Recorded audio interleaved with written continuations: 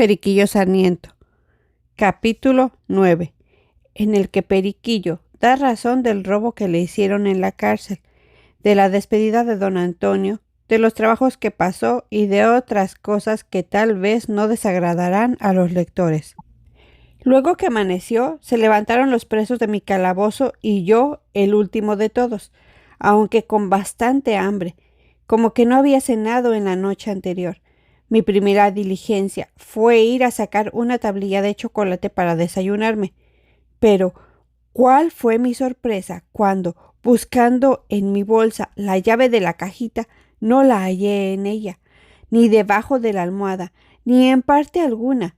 Y hostigado de mi apetencia, rompí la expresada caja y la encontré limpia de todo ajuar de don Antonio, al que yo miraba con demasiado cariño.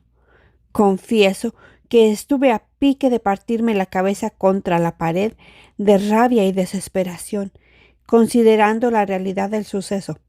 Esto es, que los mismos compañeros, luego que me vieron borracho, me sacaron la llavecita de la bolsa y despabilaron cuanto la infeliz depositaba. Yo acertaba en el juicio, pero no podía atinar con el ladrón, ni recabar el robo, y esto me llenaba de más cólera, por más que no me detenía en advertir los funestos resultados que trae consigo la embriaguez, pues, adormeciendo las potencias y embargando los sentidos, constituye al ebrio en una clase de insensibilidad que lo hace casi semejante a un leño, y en ese miserable estado no solo está propenso a que lo roben, sino a que lo insulten y aún que lo asesinen, como se ha visto por repetidos ejemplares. En nada menos pensaba yo que en esto, lo que me hubiera importado bastante para no haber contraído este horroroso vicio, como lo contraje, aunque no con mucha frecuencia. Suspenso, triste, cabizbajo y melancólico, estaba yo sentado en la cama royéndome las uñas, mirando de hito en hito la pobre caja limpia de polvo y paja, maldiciendo a los ladrones, echando la culpa a este y al otro, y sin acordarme ya del chocolate para nada. Bien que aunque me acordara en aquel acto, ¿de qué me habría servido, si no había quedado ni señal de que había habido tablillas en la caja? Estando en esta contemplación, llegó mi camarada el aguilucho, quien con una cara muy placentera me saludó y preguntó que cómo había pasado la noche, a lo que yo le dije: la noche no ha estado de lo peor, pero la mañana ha sido de los perros. ¿Y por qué?, preguntó. ¿Por qué, Periquillo? ¿Cómo que por qué?, le dije. Porque me han robado. Mira cómo han dejado la caja de don Antonio. Asomóse el aguilucho a verla y exclamó, como lastimado de mi desgracia: en verdad, hombre, que esta caja está más vacía que la que llamaba don Quijote yelmo de Mambrino. ¡Qué diablura! ¡Qué picardía! ¡Qué infamia! A mí no me espanta que roben. Vamos, si yo soy del arte, ¿cómo me he de escandalizar por eso? Lo que me irrita es que roben a los amigos, porque, no lo dudes, Periquillo, en el monte está quien el monte quema. Sí, seguramente que los ladrones son de casa, y yo jurara que fueron algunos de los mismos pícaros que almorzaron ayer con nosotros. Si yo hubiera olido sus intenciones, no sucede nada de esto, porque no me hubiera apartado de ti, y no que, deseoso de desquitarme de lo que gasté, fui a jugar con el resto que nos quedó, y se nos arrancó de cuajo. Pero no te apures, que otro día será mañana. ¿Con qué? Según eso, le dije, ni para el desayuno te ha quedado. ¿Qué desayuno ni qué talega?, me contestó, si anoche me acosté sin un cigarro. Pero dime, ¿qué fue lo que se llevaron? Una friolera, le dije, 2 camisas, un par de calzoncillos, unas botas, unos zapatos buenos, unos calzones de triple, 2 pañuelos, unos libros, mi chocolate. Últimamente, todo. Se llevaron todo. ¡Qué vibronada!, decía el mulatillo. Yo lo siento, hermano, y andaré listo por todos los calabozos y entresuelos a ver si rastreo algo de eso que has dicho. Que con una hilacha que encontremos, pierde cuidado. Todo parecerá. Pero por ahora no te achucharres. Interésate. Levanta la cabeza. Párate. Vamos, sal acá afuera y serénate, que no estamos hechos de trapos. Más se perdió en el diluvio y todo fue ajeno, como lo que tú has perdido. ¿Con qué?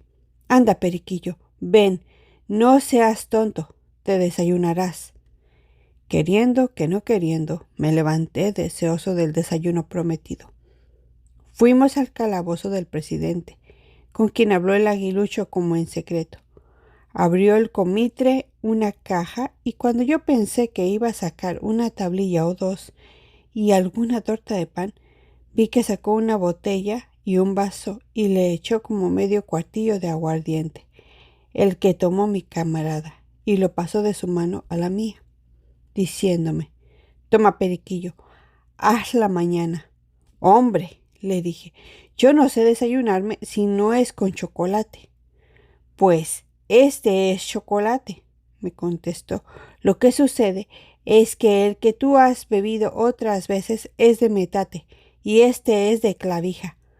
Pero, hijo, ¿cree que este es mejor? Porque fortalece el estómago y anima la cabeza. Anda, pues, bebe, que el señor presidente está esperando el vaso». Con esta y semejantes persuasiones me convenció, y entre los dos dimos vuelta al medio cuartillo, subiéndoseme la parte que me tocó más presto de lo que era menester. Pero por fin, con tan ligero auxilio, a las 2 horas ya estaba yo muy contento y no me acordaba de mi robo. Así pasamos como 15 días, dándole yo al aguilucho que comer y él dándome que beber en mutua y recíproca correspondencia. Bien es verdad que cada instante me decía que vendiéramos o empeñáramos las sábanas y la colcha de la cama, pero no lo pudo conseguir de mí por entonces, porque le juré y rejuré que no las vendería por cuanto había en este mundo, y para mejor cumplirlo se las llevé al presidente rogándole que me las guardara para cuando su dueño las mandara llevar a su casa. El dicho presidente me hizo el favor de guardarlas, y yo me quedé sin más abrigo que mi zarapillo, con lo que perdió el taimado de mi buen amigo las esperanzas de tener parte en ellas. Mas no por eso se dio por vencido conmigo, ya porque era de los que no tienen vergüenza, o ya porque no le tenía cuenta ser delicado y perder la coca de mi convite al mediodía, a cuya hora jamás faltó de mi lado, pues la comida que mi incógnito bienhechor me enviaba provocaba a cortejarla, así por su sazón como por su abundancia. No digo al tosco paladar del aguilucho, sino a otros más exquisitos. Yo conceptué que el tal pícaro había sido el principal agente de mi robo, como fue, en efecto, pero no me di por entendido, porque consideré que me daba a odiar demasiado entre aquella gente, y al fin, más fácil sería sacar un judío de la Inquisición que un real de lo que ellos tendrían ya hasta digerido. Con este disimulo fuimos pasando, recibiendo yo de tragos de aguardiente los bocados que le daba al gavilán. Un día que estaba yo expurgando mi sucia y andrajosa camisa, me llamaron para arriba. Subí corriendo, creyendo que fuera para alguna diligencia judicial, pero no fue el escribano quien me llamó, sino mi buen amigo don Antonio y su esposa, que tuvieron la bondad de visitarme. Luego que me vio me abrazó con demasiado cariño, y su esposa me saludó con mucho agrado. Yo, en medio del gusto que tenía de ver a aquel verdadero y generoso amigo, no dejé de asustarme bastante considerando que iba por sus trastos, y yo había de darle las cuentas del gran capital. Pero don Antonio me sacó pronto del cuidado, pues a pocas palabras me dijo que ¿por qué estaba tan sucio y despilfarrado? Porque, ya sabe usted, le contesté, que no tengo otra cosa que ponerme. ¿Cómo no?, dijo mi amigo. Pues que se ha hecho la ropita que dejé en la caja. Turbéme al oír esta pregunta, y no pude menos que mentir con disimulo, pues, sin responder derechamente a la pregunta, le signifiqué que no la usaba no por no ser mía, diciéndole con miedo que él supuso efecto de vergüenza. Como esa ropa no es mía sino de usted. No, señor, interrumpió don Antonio, es de usted y por eso la dejé en su poder. Úsela, norabuena. Le encargué que me la guardara por experimentarlo, pero pues la ha sabido conservar hasta hoy. Úsela. El alma me volvió al cuerpo con esta donación, aunque en mi interior me daba a Barrabás reflexionando que si él me exonerara de la responsabilidad de la ropa, ya los malditos ladrones me habían embarazado el uso. Pregúntele si había de llevar su cama para ir a disponerla, y me dijo que no, que todo me lo daba. Le agradecí, como era justo, su afecto y caridad, contándole a la señorita los favores que debía a su marido, y desatándome en elogios. Pero él embarazó mi panerígico refiriéndome como luego que salió de la cárcel fue a ver a su esposa, quien ya le tenía una carta cerrada que le había llevado un caballero, encargándole que luego que la viera fuera a su casa, pues le importaba demasiado, que habiéndole hecho así, supo por boca del mismo individuo que era el primer albacea del marqués, quien le suplicó encarecidamente no cesase hasta sacar a don Antonio de la prisión, que le pidiese perdón otra vez en su nombre y a su esposa de todos sus atentados, y que se lo diesen de contado 8,000 pesos, tanto para compensarle su trabajo como para resarcirle de algún modo los perjuicios que le había inferido, y que a su esposa se le diese un brillante cercado de rubíes, que lo tenía destinado para precio de su lubricidad. En caso de haber accedido a sus ilícitas seducciones, pero que habiendo experimentado su fidelidad conyugal se le donaba de toda voluntad como corto obsequio a su virtud, suplicando a ambos lo perdonasen y encomendasen su alma a Dios. Don Antonio y su esposa me mostraron el cintillo, que era alhaja digna de un marqués rico, pero los dos se enternecieron al acabar de contarme lo que había escrito, añadiendo la virtuosa joven, como advertí las malas intenciones de ese caballero y vi cuánto tuvo que padecer Antonio por su causa, lo aborrecí y pensé que mi odio sería eterno, pero cuando he visto su arrepentimiento y el empeño con que murió para satisfacernos, conozco que tenía una grande alma. Lo perdono, y siendo su temprana muerte, la siento mucho. Haces muy bien, hija, en pensar de esta manera, dijo don Antonio, y lo debemos perdonar aun cuando no nos hubiera satisfecho.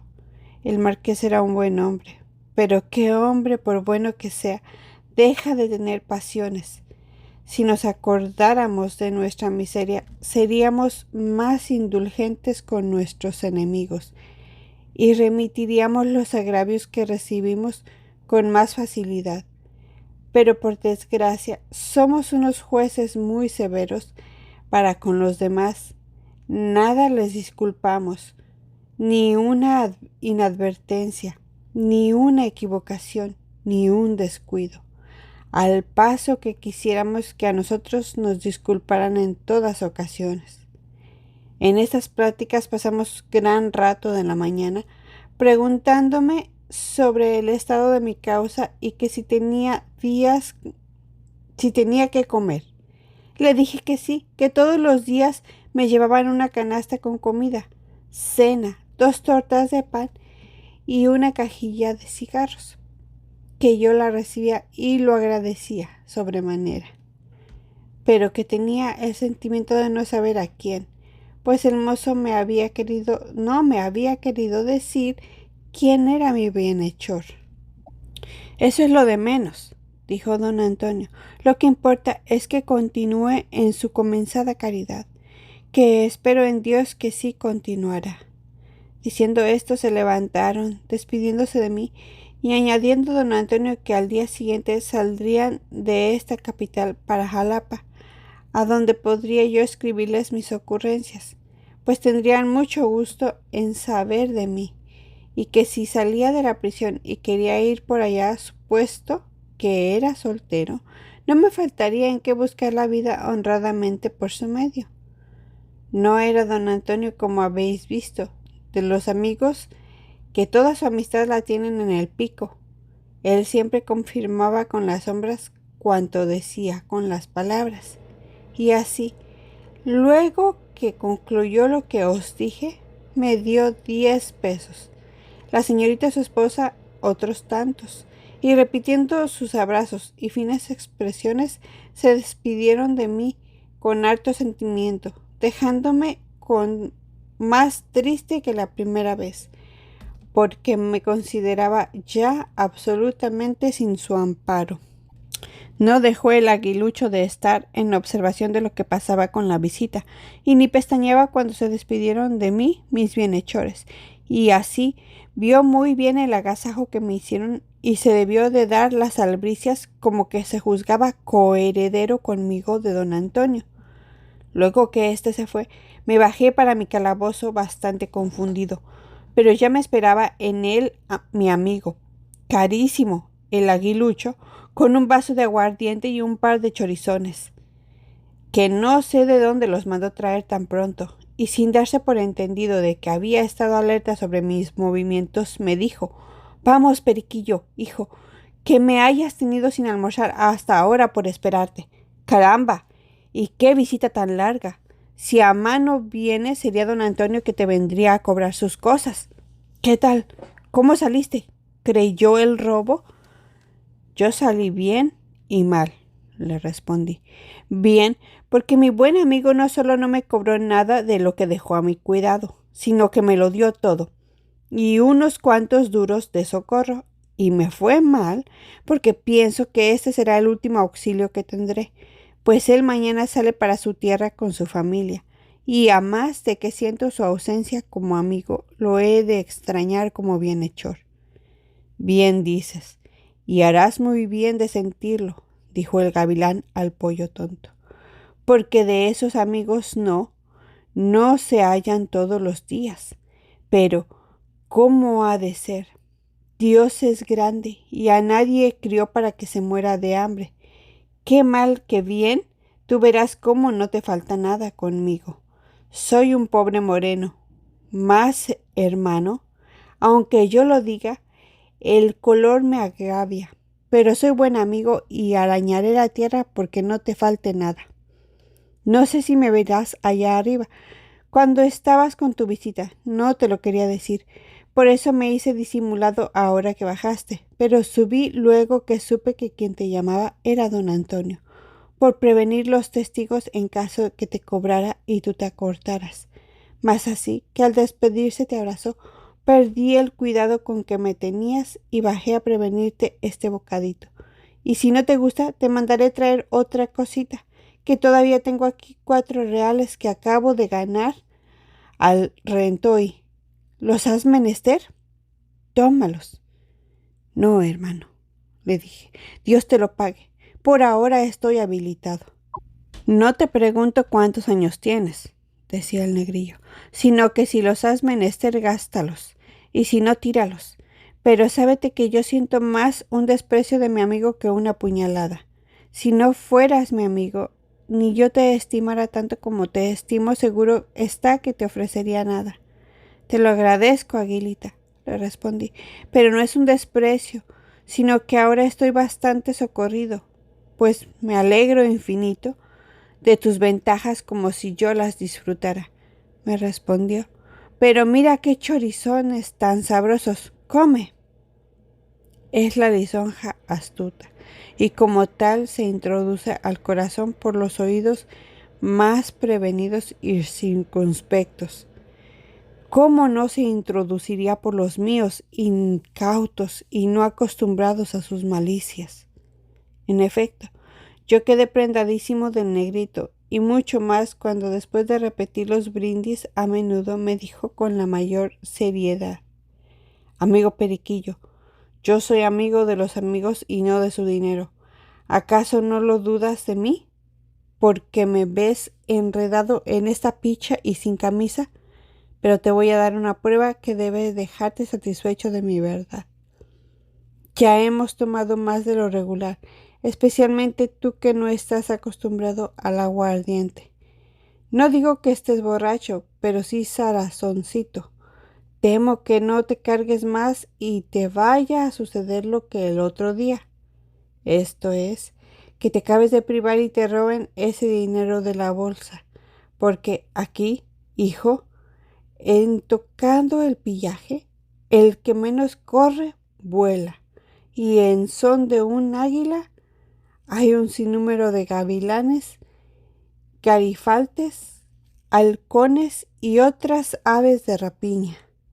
Y así, me parece muy puesto en razón que vayamos a dar a guardar estos medios que tienes al presidente, pues dándole una corta galita, porque no da paso sin linterna, te los asegurará en su baúl y tendrás un peso o dos cuando los haya menester.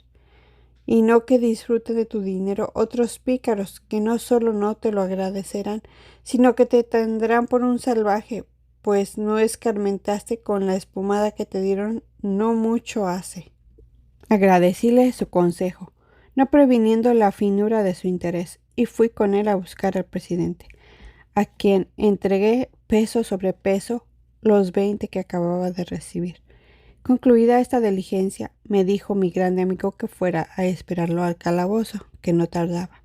Yo lo obedecí puntualmente, y sentándome en la cama decía entre mí: no hay remedio, este es un negro fino.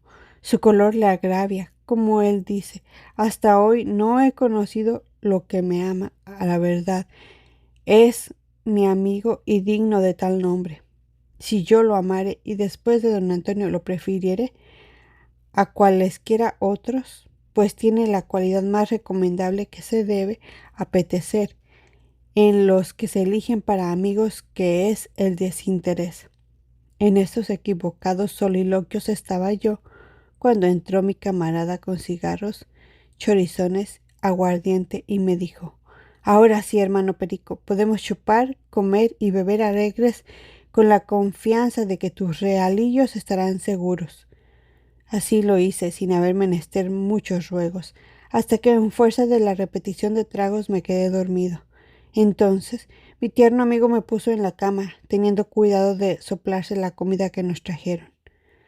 A la tarde desperté más fresco, como que ya habían disipado los vapores del aguardiente, y el aguilucho, comenzando a realizar sus proyectos, me hizo sacar los calzones empeñados, diciendo que era una lástima que se perdieran en tan poco dinero. Su fin era aprovecharse de mis mediecillos poco a poco, valiéndose para esto de las repetidas lisonjas que me vendía, y con las que se me aseguraba que todo cuanto me aconsejaba era para mi bien, y así, por mi bien, me aconsejó que sacara los calzones, que pidiera la ropa de cama que había dado a guardar y los mediecillos que tenía depositados, y por mi bien, pues, deseando mis adelantos, según decía, me provocó a jugar. Se compactó con otro y me dejaron sin blanca dentro de 2 días, y dentro de 8 sin colcha ni colchón, sábanas, caja ni zarape, nada. Ya que me vio reducido a la última miseria, fingió no sé qué pretexto para reñir conmigo y abandonar mi amistad enteramente. Concluido este negocio, solo trató de burlarse de mí siempre que podía, efecto propio de su mala condición y justo castigo de mi imprudente confianza. Es verdad que el frío se me introducía por los agujeros de mis trapos, los piojillos que anidaban en las hilachas, la tal cual vergüenza que me causaba mi indecencia, la ingratitud de los amigos, en especial del aguilucho, y la dureza con que el suelo me recibía por la noche, eran suficientes motivos para que yo estuviese lleno de confusión y tristeza. Sin embargo, algo calmaba esta pasión. Al mediodía, cuando me llegaba el canastito y satisfacía mi hambre con algún bocadito sazonado, pero después que hasta eso me faltó, porque dejó de venir el cuervo al mediodía sin saber la causa. Me daba a Barrabás y a todo el infierno junto, maldiciendo mi imprudencia y mi falta de conducta, mas a mala hora. Desnudo y muerto de hambre, sufrí algunos cuantos meses más de prisión, en los cuales me puse en la espina, como suele decirse, porque mi salud se estragó en términos que estaba demasiado pálido y flaco, y con sobrada causa, porque yo comía mal y poco, y los piojos bien y bastante, como que eran infinitos. Después de esas penalidades y miserias que tenía que tolerar por el día, seguía, como acabé de apuntar, el terrible tormento que me esperaba por la noche con mi asperísima cama, pues ésta se reducía a un petate viejo harto surtido de chinches y nada más, porque nada más había que supliera por almohada, sábanas y colcha, que mis antecedentes arambelanes, los que sensible y prontamente se iban disminuyendo a mi vista, como que trabajaban sin intermisión de tiempo. Considerad, hijos míos, a vuestro Padre, qué noches y qué días tan amargos viviría en tan infeliz situación. Pero considerad también que a estos y a peores abatimientos se ven los hombres expuestos por pícaros y descabezados. Ya en otra parte os he dicho que el joven, cuanto es más desarreglado, tanto es más propenso a ser víctima de la indigencia y de todas las desgracias de la vida, al paso que el hombre de bien, esto es, el de una conducta moral y religiosa, tiene un escudo poderoso para guarecerse de muchas de ellas, tal es que os acabo de repetir. Pero dejemos a los demás que hagan lo que quieran de su conducta y volvamos a atar el hilo de mis trabajos. De día me era insoportable el hambre y la desnudez, y de noche la cama, la falta de abrigo, sin el que me hubiera quedado todo el tiempo que duré en la cárcel, si no hubiera sido por una graciosa contingencia que fue esta. Un pobre payo, que estaba también preso, se llegó a mí una mañana que estaba yo en el patio esperando a que llegara el sol a vengarme de las injurias de la fría noche, y me dijo: «Mire, señor, yo quiero decirle un asunto, para que me saque de un empeño pagando lo que fuere. Pues, pero mire, que no quiero que lo sepa ninguno de los compañeros, porque son muy burlistas». «Está muy bien», le respondí. «Diga usted lo que quiera, que yo le serviré de buena gana y con todo secreto». «Pues, ha de saber usted que me llamo Cementerio Coscojales». «Eleuterio dirá usted», le interrumpí, «o Emeterio, porque Cementerio no es un nombre de santo», dijo el payo. «Una cosa ansí me llamo, sino que con mis cuidados ni atino a veces con mi nombre. Pero en fin, ya usted lo sabe, señor. Vamos al cuento. Yo soy de San Pedro Escapalzongo, que estará de esta ciudad como diciendo 18 leguas. Pues, señor, allí vive una muchacha que se llama Lorenza, la hija del tío Diego de Rojones, herrador y curador de caballos, de los que poco hay.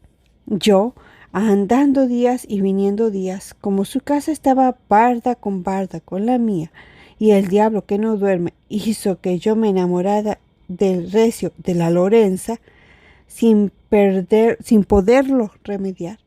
Porque, señor, qué diache de muchacha tan bonita. Pues mírela, que es alta, gorda y derecha, como una parota, o a lo menos como un encino, cari redonda, muy colorada, con sus ojos pardos y sus narices grandes y buenas. No tiene más defecto, sino que es media visca, y le faltan 2 dientes delanteros, y eso porque se los tiró un macho de una cos, porque ella se descuidó y no le tuvo bien la pata un día que estaba ayudando a su señor padre a herrarlo. Pero por lo demás, la muchacha hace raya de bonita por todo aquello. Pues sí, señor, yo la enamoré, le regalé y le rogué, y tanto anduve en estas cosas que por fin ella, quijo que no quijo, se ablandó y me dijo que sí se casaría conmigo, pero que ¿cuándo? Porque no fuera el diablo que yo la engañara y se le fuera a hacer mal obra. Yo le dije de que no era capaz de engañarla, pues yo me moriría por ella, pero que el casamiento no se podía efectuar muy presto porque yo estaba muy pobre, más que amán, y el señor cura era muy tieso, que no fiara un casamiento si el diablo se llevara a los novios, ni un entierro, aunque el muerto se diera 8 días en su casa, y ansina que, si me quería, me esperara 3 o 4 meses mientras que levantaba mi cosecha de maíz, que pintaba muy bien, y que tenía 4 fanegas tiradas en el campo.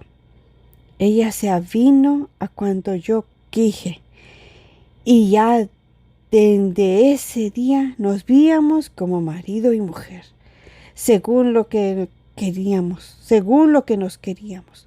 Pues una noche, señor, que venía yo de mi milpa y le iba a hablar por la barda como siempre, divisé un bulto platicando con ella, y luego me puse hecho un bacinito de coraje. Un basilisco, querrá decir usted, le repliqué, porque los bacinitos no se enojan. Eso será, señor, eso será, sino que yo concibo, pero no puedo parir, prosiguió el payo. Mas ello es que yo me fui para donde estaba el bulto, hecho un Santiago, y luego que llegué conocí que era el Culas, el guitarristo, porque tocaba un jarabe y una justicia en la guitarra a lo rasgado que la hacía hablar. En cuanto llegué, le dije que qué buscaba en aquella casa y con Lorenza. Él, muy engringolado, me dijo que lo que quisiera, que yo no era su padre para que le tomara cuentas. Entonces yo, como que era dueño de la edición, no aguanté mucho, sino que, alzando una coa que me truje de un pión, le asenté un buen trancazo en el cogote que cayó redondo pidiendo confesión. A esa misma hora iba pasando el tiniente por ahí, que iba de ronda con los topiles. Oyó los gritos de Culas y por más que yo corrí me alcanzaron y me trajeron liado como un cohete a su presencia. Luego di mi declaración y el cirujano dijo que no fiaba el enfermo porque estaba muy mal herido y echaba mucha sangre.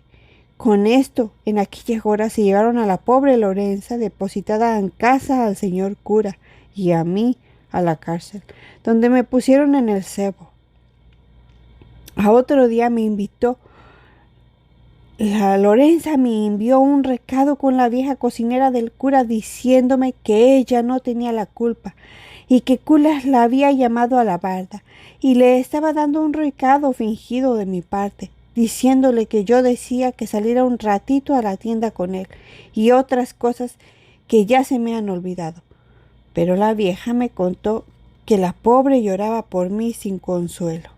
Al otro día, el tiniente me invitó aquí a esta cárcel en una mula con un par de grillos y un envoltorio de papeles que le dio a los indios que me trajeron para que se los entregara al señor juez de acá. Yo llevo 3 meses de prisión y no sé qué harán conmigo, porque Lorenza me ha escribido que ya Culas está bueno y sano y anda tocando la guitarra.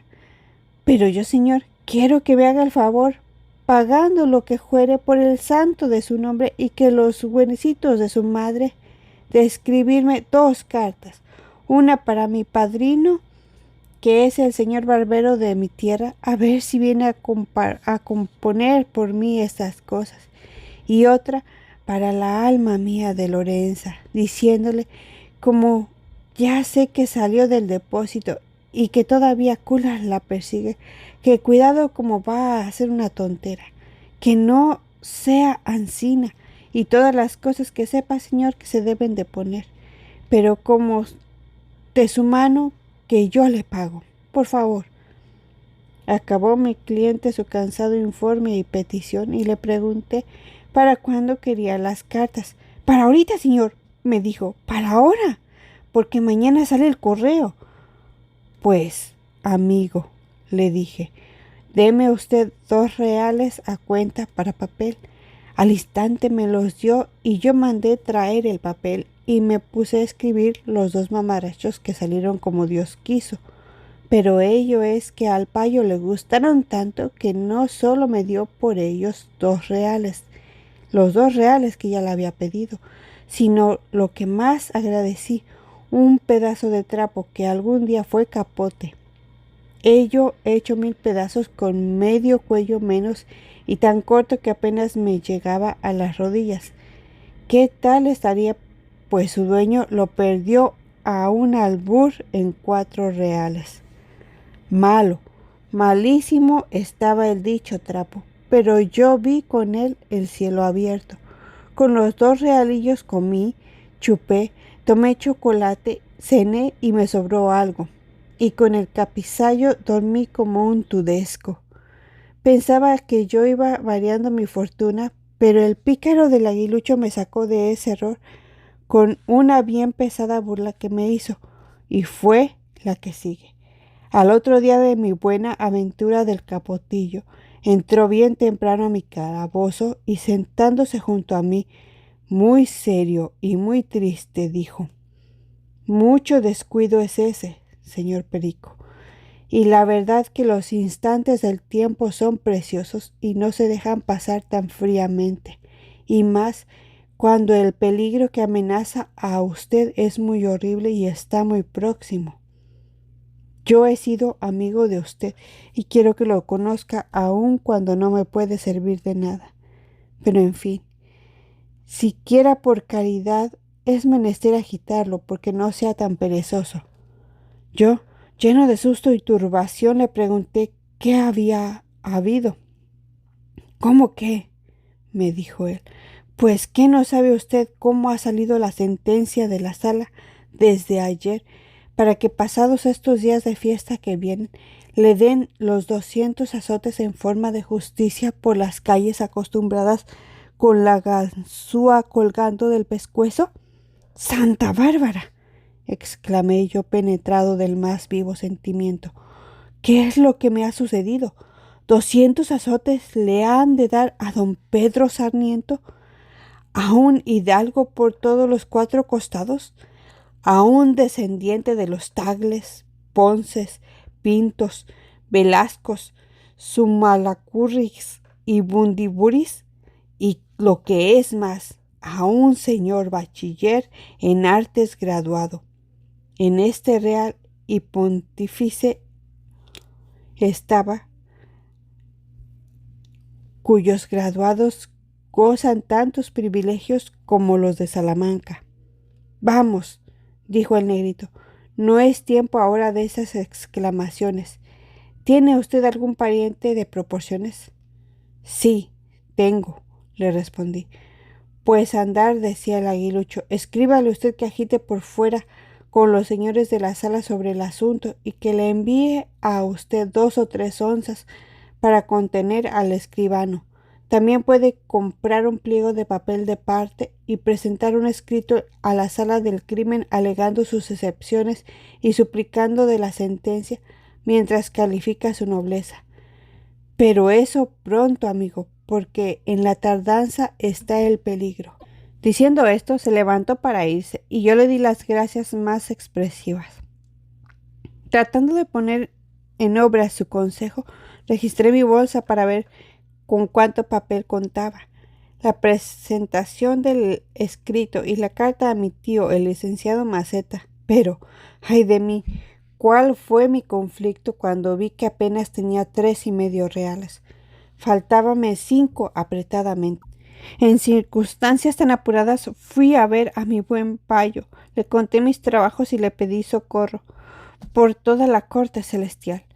El pobrecillo se condolió de mí y con la mayor generosidad me dio 4 reales y me dijo: «Siento, señor, su cuidado. Pero no tengo más que esto, téngalo, que ya a un real cualquier compañero se lo emprestará o se lo ha de dar de caridad». Tomé mis 4 reales y casi llorando le di las gracias, pero no pude encontrar otro corazón tan sensible como el suyo entre cerca de 300 presos que habitaban aquellos recintos. Compré pues el papel sellado y medio real del común para la carta, reservando 3 reales y faltándome a 1,5 reales para completar la presentación y pagar al mandadero. En el día hice mi memorial como pude y escribí la carta a mi tío, en la que le daba cuenta de mi desgracia, de la inocencia que me favorecía, a lo menos en lo sustancial, del estado en que me hallaba y de la afrenta que amenazaba a toda la familia, concluyendo con decirle que aunque yo había ocultado mi nombre, poniéndome el de Sancho Pérez, de nada serviría esto si me sacaban a la calle, pues todos me conocerían y se haría manifiesta nuestra infamia.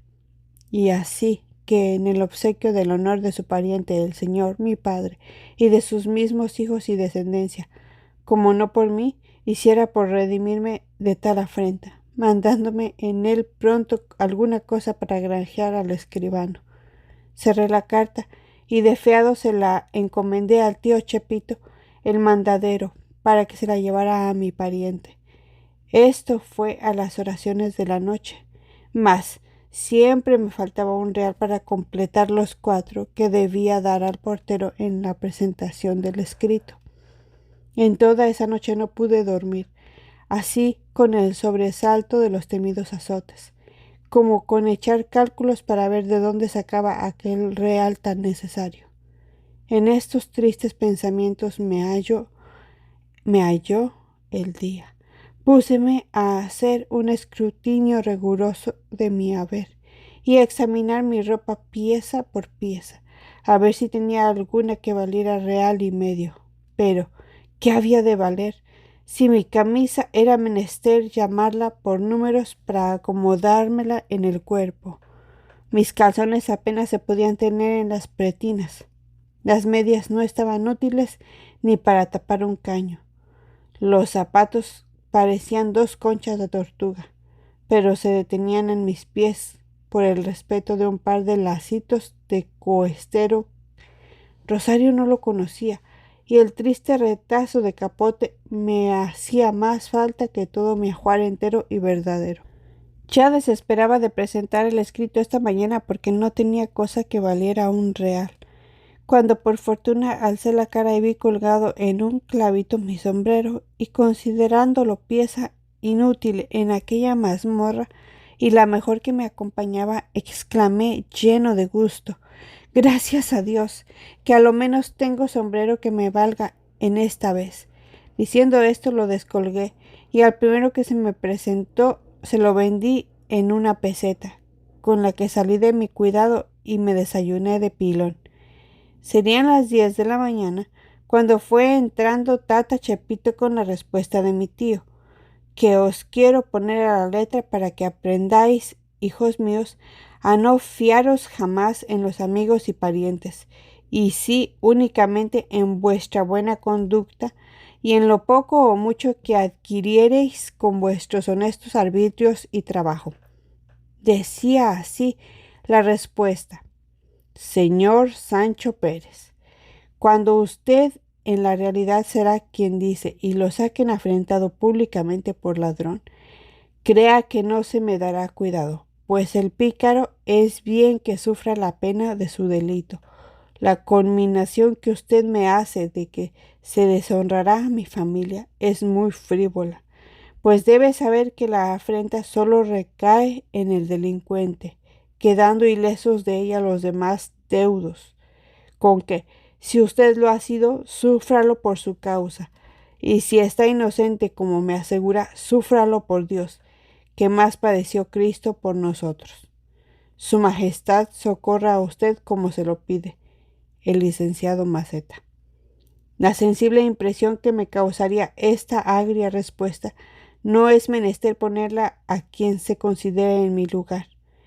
Bástese decir que fue tal que dio conmigo en tierra postrado de una violenta fiebre.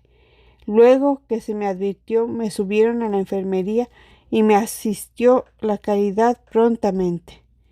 Cuando me hallaron con la cabeza despejada, el médico, que por fortuna era hábil, había advertido mi delirio y se había informado de mi causa. Hizo que me desengañara el mismo escribano junto con el alcaide de que no había tal sentencia ni tenía que temer los prometidos azotes. Entonces, como si me sacaran de un sepulcro, volví en mí perfectamente. Me serené y se comenzó a restablecer mi salud día en día. Cuando estuve ya convaleciente, bajo el escribano a informarme de mí de parte de los señores de la sala, para que le dijera quién me había mentido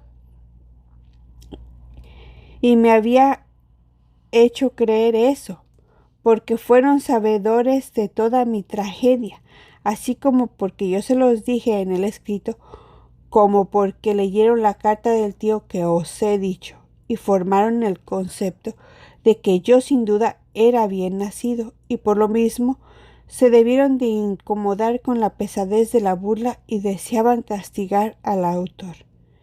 Con esto, el escribano y el alcaide se esforzaban cuanto podían para que yo lo descubriera, pero yo, considerando su designio, las resultas que de mi denuncia podría sobrevenir al aguilucho y que no me resultaba ningún bien con perjudicar a este infeliz necio, que bastante agravado estaba con sus crímenes, no quise descubrirlo y solo decía que, como eran tantos, no me acordaba a punto fijo quién era. No me sacaron otra cosa los comisionados de los ministros, por más que hicieron, y así, formando de mí el concepto de que era un mentecato, se marcharon. Quedéme en la enfermería más contento que en el calabozo, ya porque estaba mejor asistido y ya en fin porque entre los que allí estaban había algunos de los regulares principios, y cuya conversación me divertía más que la de los pillos del patio. Como el escribano vio mi letra en el escrito, se prendió de ella, y fue cabalmente a tiempo que se le despidió el amanuense, y valiéndose de la amistad del alcaide, me propuso que si quería escribirle a la mano, que me daría 4 reales diarios. Yo admití en el instante, pero le advertí que estaba muy indecente para subir arriba. El escribano me dijo que no me apurara por eso, y en efecto, al día siguiente me habilitó de camisa, chaleco, chupa, calzones, medias y zapatos, todo usado pero limpio y no muy viejo. Me planté de punta en blanco, de suerte que todos los presos extrañaban mi figura renovada, más que muchos, si yo mismo no me reconocía al verme tan otro de la noche a la mañana.